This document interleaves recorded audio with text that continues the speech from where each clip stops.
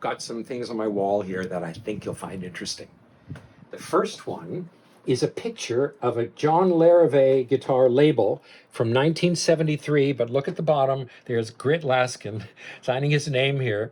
This was on Paul Stuckey's Larrivee, old Larrivee, and it was being worked on in New York. And the fellow in New York who knew me called me up and said, "Hey, Grit, I've got a Larrivee here, but your name's on it. Like, what's going on here?" And he sent me this photo, and I told him the story that in the second year with John, it was just the two of us, and we built 60 guitars together.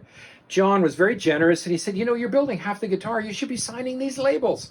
So I did, but out of the 60 we made, only 12 times did we remember to sign my name before we glued it over the center strip, and then you couldn't write on it anymore with this bump in the center. So 12 Larrivees from that era have the Laskin name inside. I know where 3 of them are. Now, next to that is an original art of a cartoon panel done by a cartoonist well known around the world named Dan Piraro, who puts out cartoons under the name Bizarro. And I love his stuff. It's always so original. And when he does musicians and guitarists, the body position was so perfect.